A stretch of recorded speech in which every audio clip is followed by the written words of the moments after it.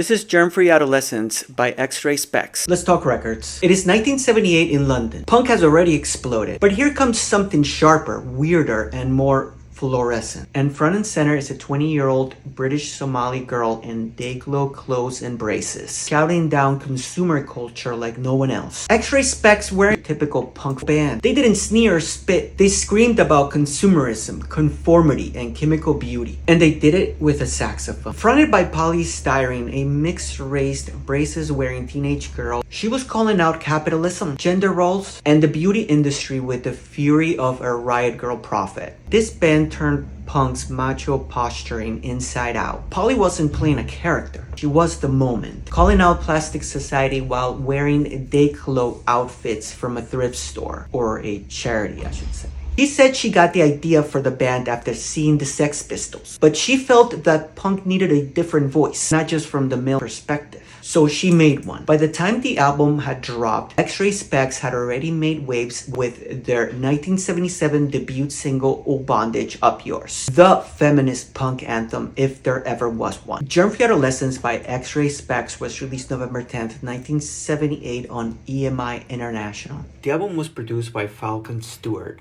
who wasn't just a producer, he was their manager, mentor, and believer. Musically, the album fuses raw punk with soaring saxophone from Laura Lodge, which creates this chaotic, infectious sound. It's almost like Roxy music gone feral. The album kicks off with Art Official, and from there, it never lets up. Songs like The Day the World Turned Dayglow, I Am a Poser, and the title track don't just criticize, they satirize, like Ad Copy Turned Weapon. Polly once said, I wasn't a sex symbol, I was a frightening symbol. And she meant it. Critics didn't know what to make of it back then, but time has only elevated its importance. Today, Germ-Free Adolescents is hailed as one of the best punk albums of the era, laying the groundwork for Riot Girl and generations of feminist punk. X-Ray SPEX only released this one album in their original run. Polystyrene walked away from the band soon after the album's release, seeking peace after a breakdown, but she left behind a lightning bolt. It didn't sell millions, but it didn't need to. It was like a warning, like a wake-up call. Not just for its sound, but because it gave a voice to someone that maybe wouldn't have had a voice otherwise, and became the voice. A biracial woman calling out the system from inside it. Germ-Free Adolescents still sounds like the future trying to save us from ourselves. Raw, visionary, radiant. If punk was ever about rebellion, X-Ray SPEX made it art.